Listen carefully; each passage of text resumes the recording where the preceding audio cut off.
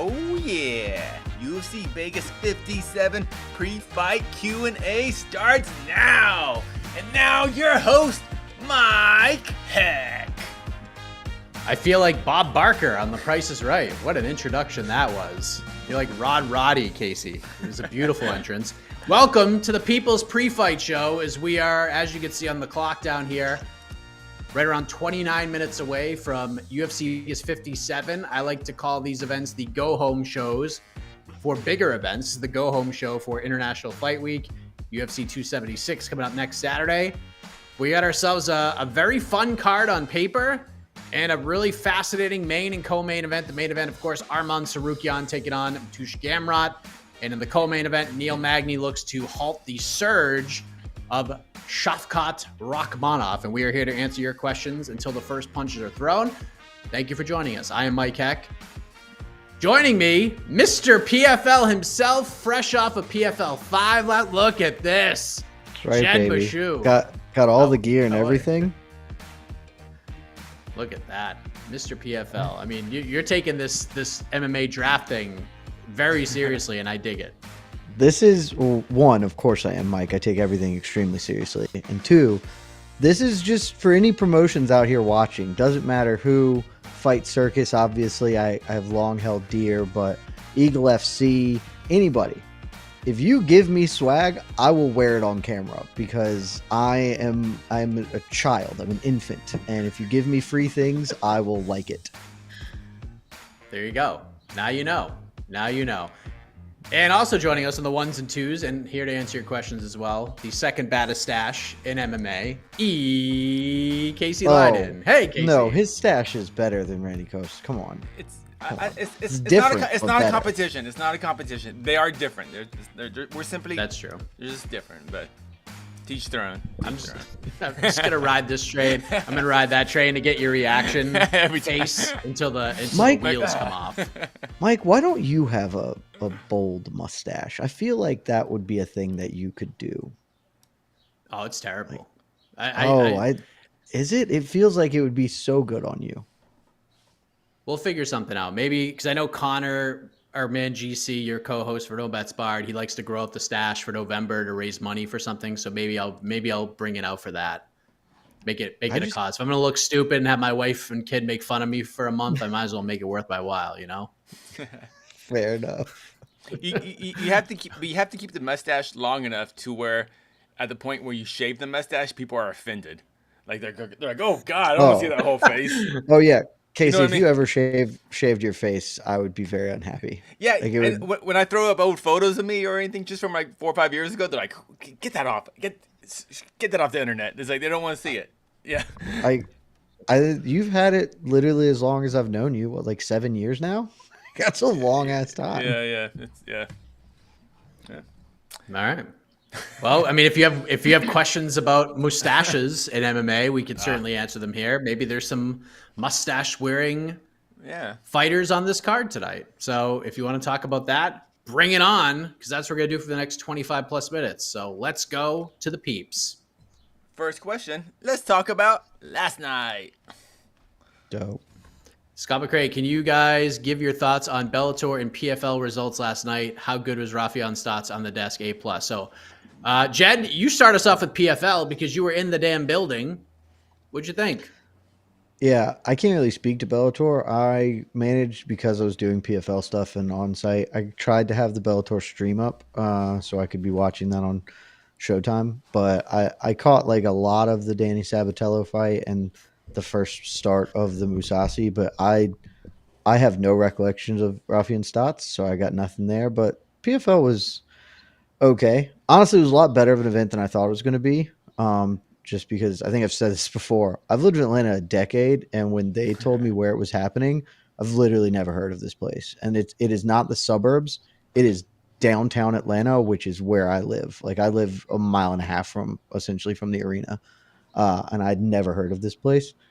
It's also relatively new, so that explains it. But the venue is awesome, honestly. Like for a pretty small venue, it was great. They had a lot more people there than I anticipated. They were all very young too, which was like all the other Atlanta shows like the UFC's done, it's usually mid 30s to mid 40s. Like that's actually kind of their crowd here, or early 40s to mid 30s. Everybody in the crowd appeared to be like mid 20s. And they all really enjoyed it. And I talked to a few of them. They had gone to the one last week for one reason or another, and were like, "Yeah, it's just ruled, so we wanted to come back." I don't know if they would have felt the same way last night, just because most of the fights weren't that good. Which you can't really blame the PFL for that. But there were a couple of highlights. Kudos KO, the second fight of the night, was insane. But I mean, really, it was just sort of a down night, which is unfortunate, especially because they locked in a couple of their tournaments, and one of the outcomes was the exact reason PFL has problems, where Hanan Fahea made it into the heavyweight tournament despite getting 30-27 in what was a lot closer to like 30-24 by Klidson Abreu, and Klidson Abreu misses out on the tournament despite going 2-0 in his two regular season matchups because of their weird because all the points of the first round knockout. Is that yeah. okay? So both Abreu and Henan Fahea had 6 points because Abreu had 2 decision wins and Fahea had a first round KO win. But in their tiebreakers, the first like tiebreaker goes towards stoppage victories, which is really dumb, especially when Abreu has such a dominant head to head. And I asked Ray Sefo about it yesterday, and he basically was just like, "Yeah, I don't think we're going to do anything about it. It kind of is what it is." And I mean, it's not wrong. I mean, it feels wrong, but like, it's also who cares. But it was a fine night of fights. I'm looking forward to next weekend. I think those fights will be a little bit better. And if only because we get Kayla Harrison doing Kayla Harrison things, and that should be pretty interesting. Yeah, not against Julia Budd anymore, which is unfortunate. But Unfortunate, Caitlin yeah. Young and OG coming in, stepping up and taking a fight that she's wanted since she signed with PFL. So I'm happy to see her get her opportunity. It was never going to be against Julia Budd because I was supposed to be in attendance, and so a good thing can't happen to me. I can't watch like the best women's MMA fight in featherweight in the last like 20 years, sort of. Like that's not a thing I get Lightweight. to do. Lightweight, whatever. Sure. Yeah. There you go. That would have been the best by far. Well, the best lightweight fight ever, but maybe. it's a featherweight fight. Let's be honest about what it really is. So, but yeah, fights were okay. And Anthony, the tiebreaker thing is dumb. Yeah, it is dumb. But Stevie Ray, the Stevie Ray submission.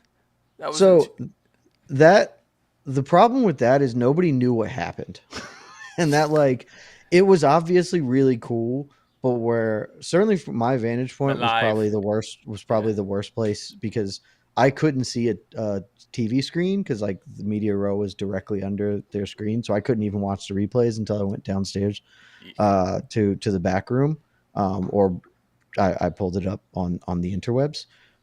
So like I couldn't see that, but nobody knew what was happening in real time because it was just like everybody was cheering that Pettis was turning into the body triangle. Like, oh, he has turned out of this because it was obviously a pro Pettis crowd. Mm-hmm. And then very suddenly he was tapping, and like, I've never seen that, like the inverted twister or whatever. Like I didn't even know what the hell was going on.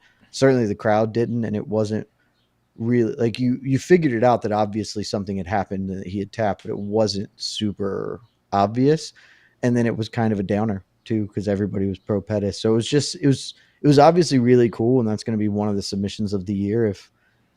Absolutely. I think that's from, I'm trying to think what else is on top over top of that right now. Like name value wise, that's definitely the top one, right? I mean, there's been some cool submissions, but the name value, Andrade. Andrade and Limos. The Andrade is another one that sounds like all right, but at the same time, it's just like I think my top one before this weekend was Yuri's on Glover just because of everything, but this is undoubtedly a cooler submission than that, right? But it was just very weird for all that to happen. And then the main event was like a fine little scrap, but it proceeded very quickly after all of that kind of chaos. And then it sort of ended quietly. It was a very strange night, especially with a couple of big upsets near the end. It was just a bit weird, but overall, people seemed to enjoy themselves. The vibe was pretty good.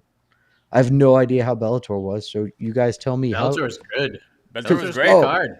The last thing I'll say about PFL, I don't know why you guys waited until I got there, but thank God it was tremendously paced. The pacing last night was substantially better than any of the other PFLs I've ever watched. It took a while to get rolling, but they got them one after the other, and I never felt like there was a big downtime, which was really nice, especially being on site. Yeah. On-site pacing always feels different than when you're at home, but yeah. If you said the in-arena experience as far as pacing was great, then cool. It was super good. Cool. Yeah. Bellator was solid. Main card was great, by the way. Main card was great. Brennan Ward's knockout. Magomedov versus Enrique Barzola. Great fight. Great fight. Yeah. Danny Sabatello doing Danny Sabatello things. This is what he does. That is what he does. It was impressive. Yeah. You either love him or you hate him for it. And he usually gets booed out of every building he fights in. So last night, if this is this whole thing like, well, Danny getting booed, this is strange. It's not strange. This is what happens every single time he fights. Outside of the Lugo fight, because he did a lot more damage in that fight. But this is what Danny does. This is why people are so emotionally invested in him one way or the other, is because that's how he fights, and everybody knows exactly what he's going to do, and he just does it, and nobody can stop it, and it's just crazy. His shot from the outside was so quick. I was so impressed. Ridiculous. Whoa, yeah. And, there is Chael Sonnen.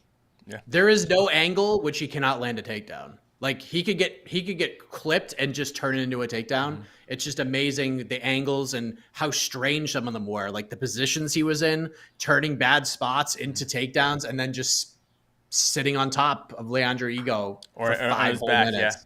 Yeah, and it's just crazy. I put a lot of if people say it was boring, I put a lot of that on Higo, because he was just not trying to get finished and just was almost content with losing rounds and go, well, I'll get him next round, because he was just like, once he got in his bad position, you got to take a chance. You gotta go for something, and that could risk, Sabatello obviously getting in a much better position, but you got to take a chance. Higo was just kind of, grabbing at an arm and just like, well, we're stuck here. And then, and Sabatello's like, all right, well, this is good. I'm going to do enough to stay active. And, awesome, Sabatello. And, I totally didn't know how good Johnny Eblen was. I am one of the biggest Mousasi fans out there, and Johnny Eblen did it to him, and that was really impressive. Right? I don't know if Mousasi had an off night, bad weight cut, don't matter. It only matters how you show up, and Johnny Eblen showed up, and I don't think Mousasi's ever gotten beat like that over 25 minutes in his career. He wasn't like 10-8 or anything, but like every round, clearly Eblen was just faster, hit harder, better wrestler, just better gassing, younger, more powerful. It was super impressive. I'm sold, Johnny Eblen. I'm sold. Yeah. The whole thing was when Eblen cracked him in the first round and had him hurt, that was it. Like the whole momentum of the fight shifted. That was it. Because Gegard had to mind his P's and Q's about everything. Then the takedowns just came whenever he wanted them. So great performance from Johnny Eblen. He is the new champion, and thus, there's a problem, because who the hell is he going to fight? There's like nobody in this division anymore. It's always crazy. Bellator middleweight division. Tokov had a nice finish last night. Maybe do that fight. Maybe Lorenz Larkin sticks at 185. You do that fight. Like other than that, there's Romero. I just don't know. Do Vanderford. Vanderford's fine. They're teammates. Are they? I don't know shit about their teams. So Vanderford hasn't even come back yet since he's lost to Mousasi. You would think Vanderford would need to win something. I don't think anyone needs to win in Bellator. It's Bellator. Hey, I know it's easy to shit on them, but these guys, they fight hard. They're really good fighters. Yeah. I think that's the other not fighters, discredit to Bellator, to the fighter. That's a discredit to the organization. Understand? Literally, no single person will watch if they booked Eblen Vanderford and be like, Vanderford just lost to Mousasi, because no one saw that fight, because no one watches Bellator. It's just it's and fine. John McCarthy and Josh. Yeah, and John McCarthy and Josh Thompson would say these are the two best middleweights in the world fighting for the best title in the world. So. Thank God, and let me just add, thank God for Rafion Stotts. Oh yeah, Rafion Stotts. He was fantastic. The face-off, that was great. That was great. He actually made Thompson. They're good. He actually made Thompson better. Like, he made Thompson more enjoyable to listen to because he loosened Josh up quite a bit. Mm-hmm. And usually Josh is like so Velcro tight on that chair, and it's just tough to watch.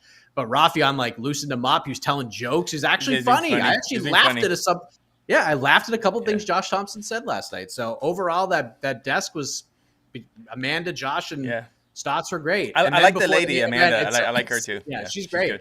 She's great. Stotts is going to beat the hell out of Sabatello, I'm pretty sure. I'm hyped on this the Grand Prix semifinals. I think it's going to be I think it's great. It's a great matchup. Stotts is just going to beat him pillar to post. We will see. We'll see. Yeah, exactly. That's awesome. So I hope everyone got to watch the Bellator PFL last night. Sounds like PFL was okay. I don't say I love Bellator sounded like it was a much better card from everything that I've heard. Yeah, the card made sense, and there I didn't see all the prelims, but there was some good performance in the prelims too. Some good knockouts. Unfortunately, Kat Zingano looks like she blew her knee out in her fight against Pam Sorensen, and so I don't know what's going on with that. All right, let's keep going. BKFC had a card last night too. Yeah. Jimmy Rivera fought to a draw. UFC on ESPN 37 is a great card for hardcore fans. What fighter storyline tonight would casual fans to peek in tonight? No, it's UFC Vegas 57. They got different names. Or it's on ESPN 38. So you're all the way incorrect, Joseph Bosa. According to Wikipedia. Yeah, we're going Vegas 57. That's where we're going. UFC Vegas. So what about Jed, oh God, please stop. Jed, what fight or storyline tonight would interest casual fans to peek in tonight? Oh, casual fans? I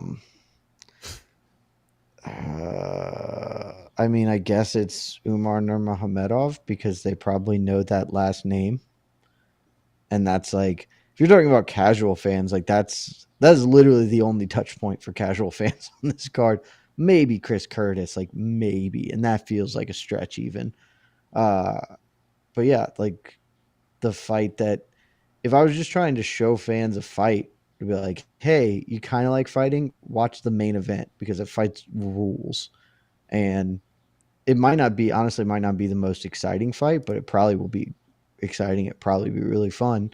And it's just high level MMA. So like that's a fight I would tell people to watch to try and grow fandom. But if you're just looking for a touch point, I think it's Umar. I think that's the only touch point there is really on this card.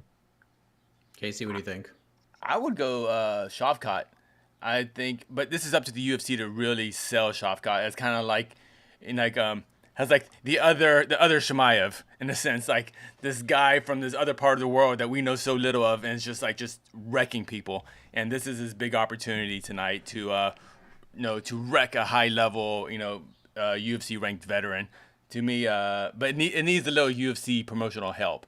Just by himself, he's not that guy. Just because he's pretty quiet. But I would think Shavkat is the storyline that should be pushed. Because I think he's that good. I'll see tonight. I could be wrong, but I think he looks really good tonight. The only other one I think you might be able to. It's weird because it's the first fight of the night. Vanessa Demopoulos has that sort of weird attachment to Joe Rogan right now because she won her last fight, and there's that image of her just leaping into the hulking arms of the most downloaded podcast host of all time. So plus talking about her history, that actually probably is the other touch point that like casual people might know. That's true. So yeah, it could be her, but just watch. They're all. I mean, each matchup by itself, none of them really like stand out to you. That like. If you have big plans, like if you're not skipping your friend's wedding to watch this card, that's for damn sure. But if you went back and watched it tomorrow or later on tonight after a few brewskis and doing the twist and shout, I think you're going to have some fun. Or you could just log on to MMAfighting.com. Oh. Tremendous website. And they will provide you with all the highlights you need to see. Recaps, results, everything you need. That's MMAfighting.com. You should bookmark them. Really good website. I love when Jed hosts shows and he says, "I'm a writer for MMAfighting.com, the greatest website in the world." I The love that. I greatest. love When that.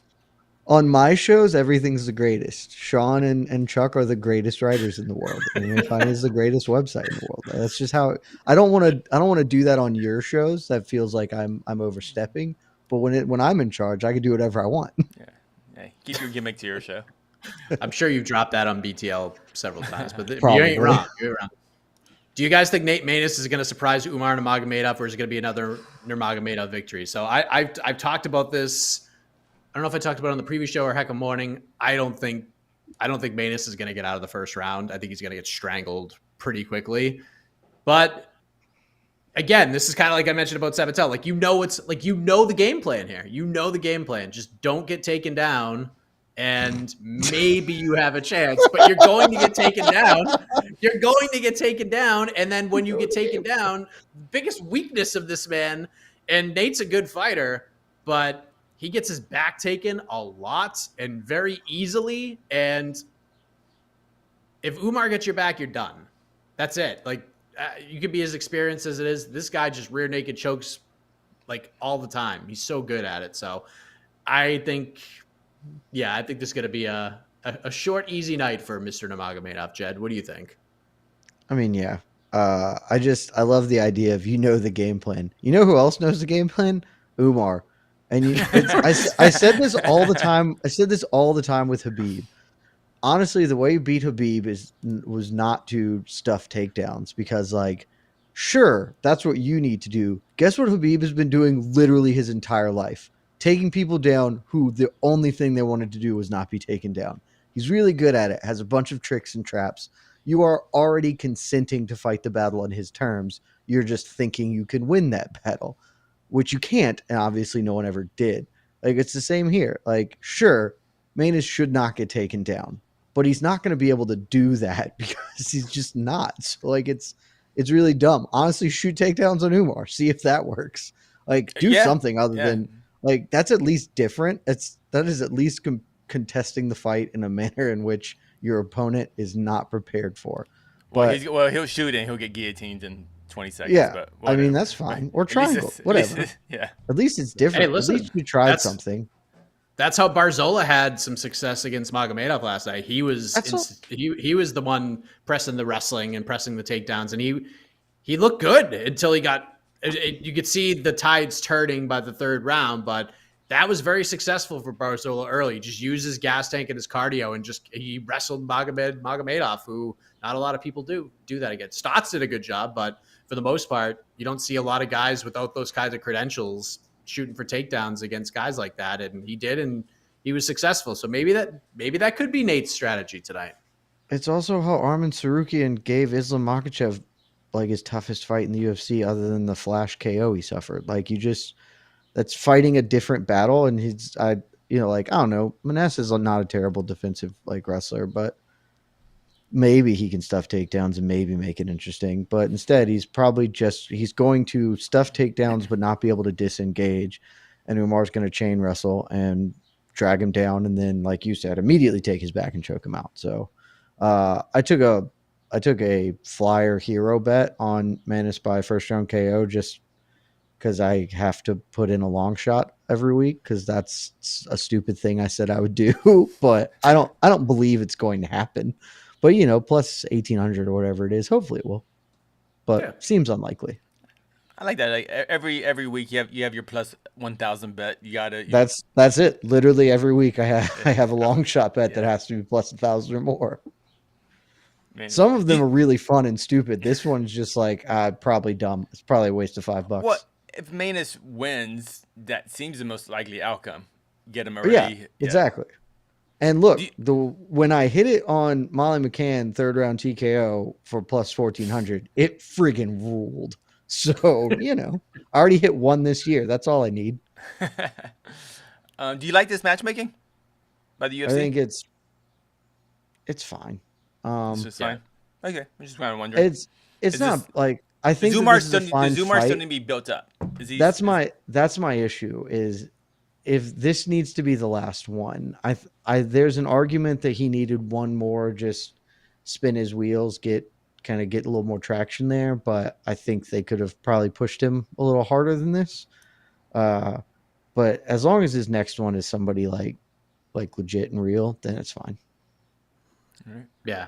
Listen, Nate's undefeated in the UFC. The guy's a good fighter, but there's a reason he's a minus. He has one career loss. He's not a bad there's fighter. A reason. No, not at all. There's just a reason.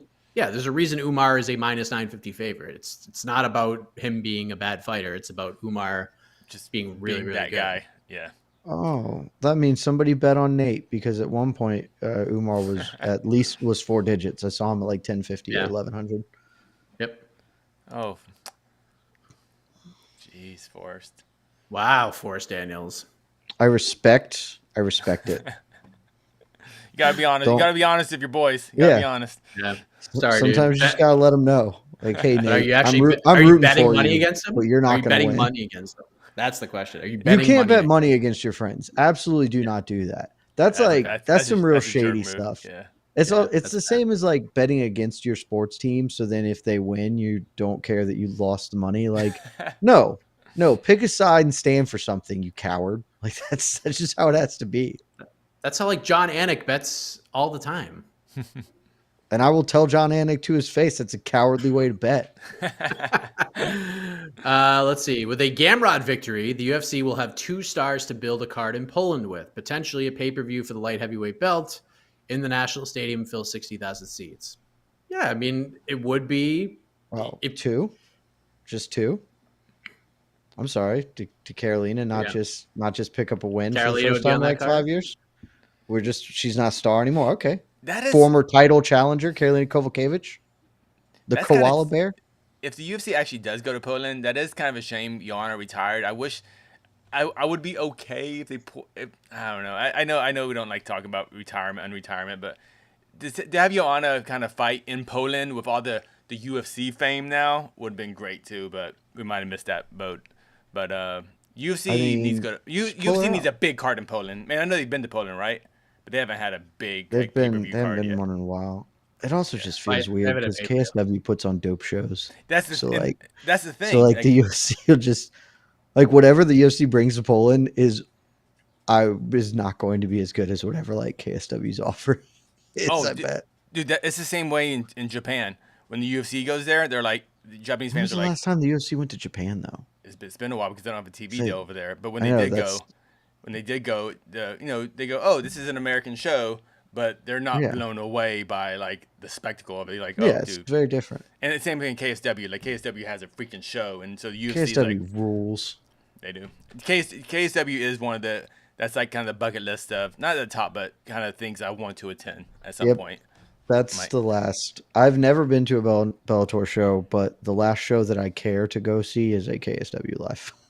Yeah. I mean, I'll go to Bellator if one's convenient, but I'm not like I need to go to see a Bellator event. But I would very much like to go to a KSW event.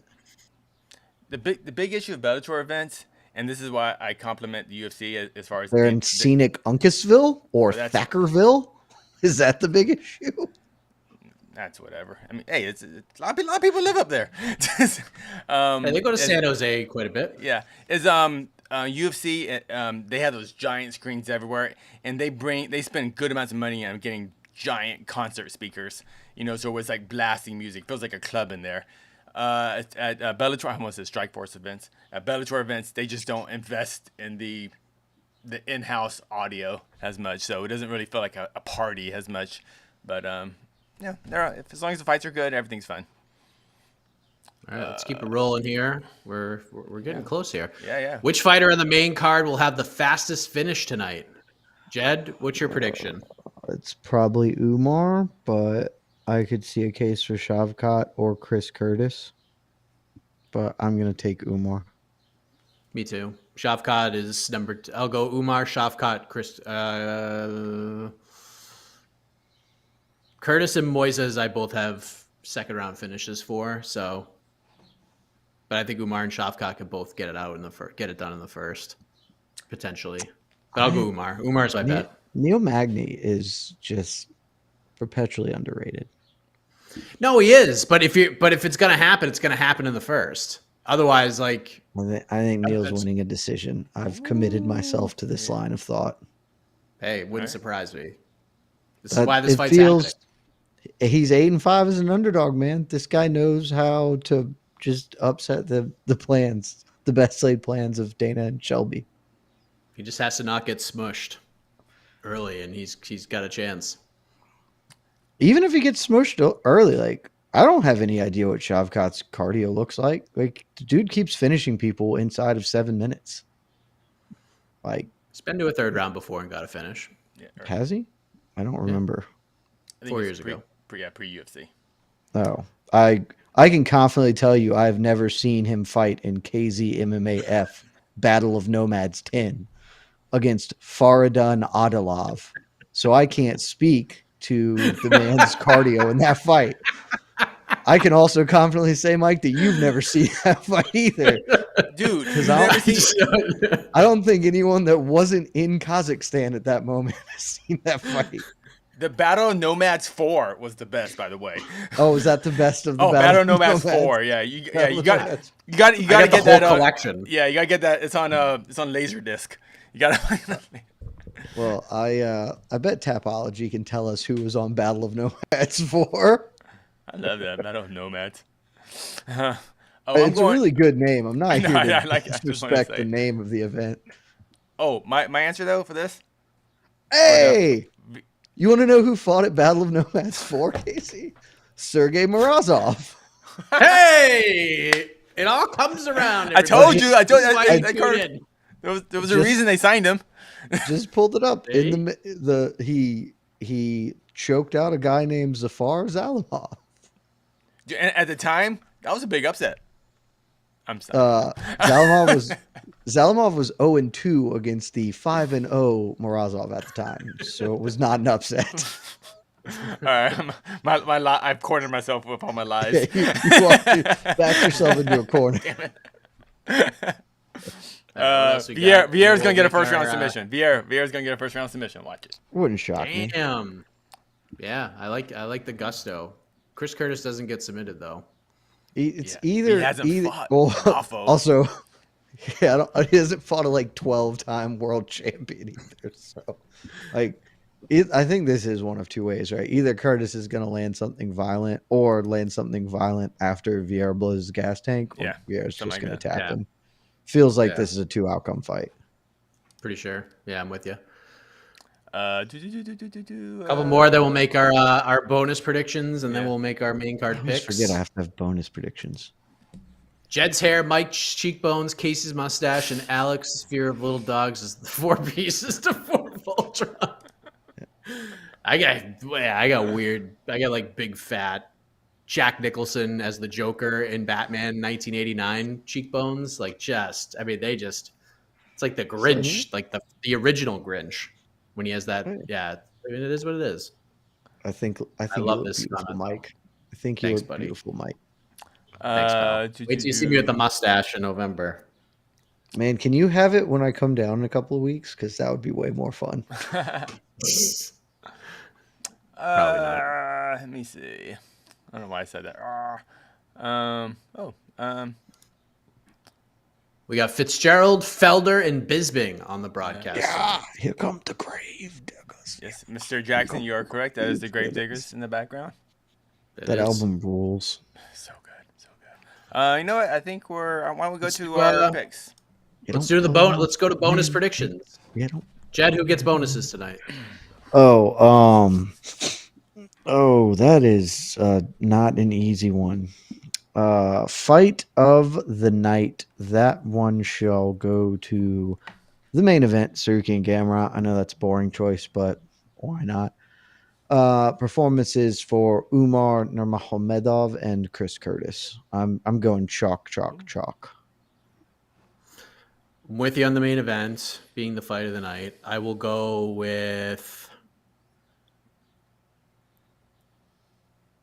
Nurmagomedov. I'm gonna throw a curveball here.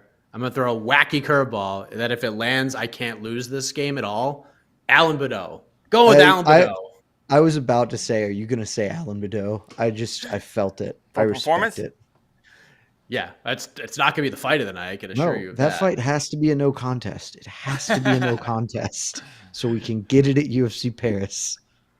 But maybe it'll end in such a wacky fashion that we get it. They should just rebook it Yeah, anyways. I just want the ref to step in early. However it happens, I wish we had someone on site because legitimately that is like the only question I care about answering right now.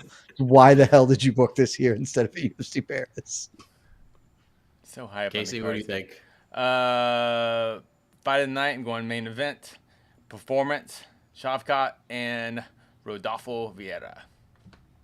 All right. If Vieira wins, that is Casey probably has actually the best choices. Like, Yeah.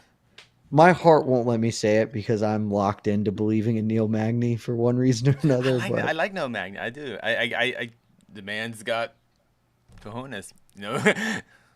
I love Neil Magny. I also cannot put my finger on it, and it seems weird because I think I have Shavkat the highest ranked of any of our panelists, but something just seems off about him as like a super prospect. I can't figure it out, but it's just like when I watch him fight, I don't get the same like, oh, Hamzat's going to win the title as I do with Shavkat. I'm like, I don't know if you're good or not. You're very clearly good, but I can't tell why.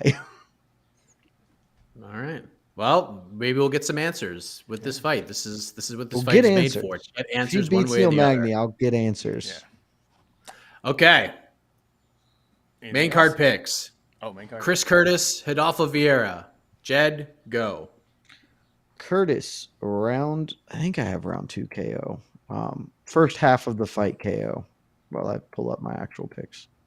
Yeah, I have round 2 KO for Curtis as well. Casey, you have Vieira first round submission. First round submission. It'll be an exciting 2 minutes, but then Vieira he'll get a body lock on him, take him down, and Vieira will do Vieira things before he gets really tired. Hopefully for himself. Speaking of first round submissions, that's how I have Umar Nurmagomedov defeating Nate Maness. Jed? Same. I also I do have Curtis KO round 2, but yep, Nurmagomedov sub round 1. RNC. Casey? Same. I assume. Yeah, whatever way he wants. Yeah, we'll see. Fun one at 155. Thiago Moises taking on Christos Giagos. Casey, who wins this one? Thiago Moises wins a dominant decision. Jed? I also have Thiago Moises by decision. Probably dominant, but I'm just going to say decision. I'm going Moises second round submission. I think he drops Christos at some point in the second, and then once he does, he'll just try to strangle him. I'm going Alan Badeau for a performance bonus, so it has to be first round KO for me. Casey, Josh Parisian, Alan Badeau. The Parisian, sloppy, ugly, wisest on the main card type of decision victory. Jed. I hope you're wrong. Casey is probably correct, but I chose to pick with my heart and vibes, and the better vibe is Badeau getting a first round KO. So that's what I have officially selected in our picking game. Go back into the archives of No Bets Barred and find out what a vibe bet is and vibe versus values, baby. For you. Yep. Co-main event, Jed, make it official. Neil Magny wins, right? The only way Neil Magny knows how, by decision. I'm going Shavkat first round submission. Casey. Shavkat second round KO. Also, Magny by decision is plus 500, folks. Even if you don't think he's going to win, that is a high number for the most likely outcome for his victory. It's by 100%. a lot. Yeah, that's a good bet. Do not take the Neil Magny underdog line. Take the plus 360. Yeah, plus 500 for by decision if you're believing in Magny. And last one, the main event of the evening: Arman Tsarukyan versus Mateusz Gamrot. Which man will emerge up the ladder, Casey? Who gets this one done?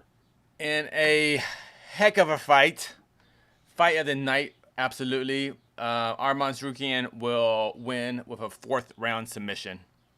Ooh. Saucy. Wow, I like it. Jed. Give me Tsarukyan in a very back and forth decision. I'm hoping this will be fight of the night. I also see a world where there's maybe just a lot of interior clinch work, as neither man can really dominate the wrestling as much as they're used to. But I'm hopeful that instead we'll just get a bunch of dope exchanges. So Fight of the night decision. I got Tsarukyan by decision. I think it's a 49-46 type of performance, but it's not indicative on how close the actual fight is. I think the rounds will be super fun, but I just think Tsarukyan is just better than Gamrot everywhere. Not by a lot. There's not just like enough. One. The strike. If there's one thing Tsarukyan is better than Gamrot at, in my opinion, it's the striking. He's definitely a better striker. The wrestling is not it's close to a stalemate, but I think Tsarukyan's defense, the way he counters, the way he sees things coming just quicker than most of his opponents see them. It's something that gets lost when you look at the resume of Tsarukyan. The way he defends takedowns, the way he is able to be opportunistic with his defense and then turn him into something spectacular. He's so good at that, and he's going to need that in his back pocket against a guy like Gamrot, who's just going to keep coming. I love the fight. But I think the Tsarukyan surge up the ladder continues on the road to, as I've been saying for many years, becoming the UFC lightweight champion of the world by 2024, ladies and gentlemen. My only fear of the my only fear of the main event is that it's going to be too high level and too competitive where it won't be fight of the night because it's so freaking competitive. Almost like when I think of Ismagulov versus Guram. Such a high level fight, but they're so technical and just good at fighting. It wasn't the slobber knocker that people like for fight of the night. So that's the only thing. Like you said, they're going to be too well matched. So it was just like, dang it, I just need someone to beat each other up. But that's my only fear. But I'm super excited for this main event, though. So we go from sadness to fear. What's the fear, Jed? Oh, I'm sad, really, and afraid because apparently something bad is going to happen to Islam Makhachev in the next 2 years, that he won't be the lightweight champion of the world. Because I don't know how else he wouldn't be. Is he will beat any man that weighs 155 pounds or less. We shall see, my friends. But I agree. Your boy can be the champion. He's 26. But 2 years is too soon because Islam will still be putting together his run. With that said, with that prediction, we are out of here because the first fight of the night is about to begin. Jinyu Fry versus Vanessa Demopoulos. Jed, from a betting perspective, is there value on Demopoulos here? I think there is at plus 195? Is she? Yeah, I thought she was higher than that earlier in the week. This is one of those fights where I just don't feel like I have a good enough read to say anything. It would certainly be a dog or pass bet for me, but I don't know. We talked about a lot of no bets barred this week. I saved a lot of bets for next week. Yeah. UFC 276 is awesome. It's so one of the good. best cards on paper that the UFC has put in years. So agreed. This is true. All right, well, until that happens, we got UFC Vegas 57. Enjoy it. We'll see you afterwards on the post-fight show. Galactus. No one likes you, Galactus. I'm still mad at you for hating on Young Jeezy. Thug Motivation 101, baby.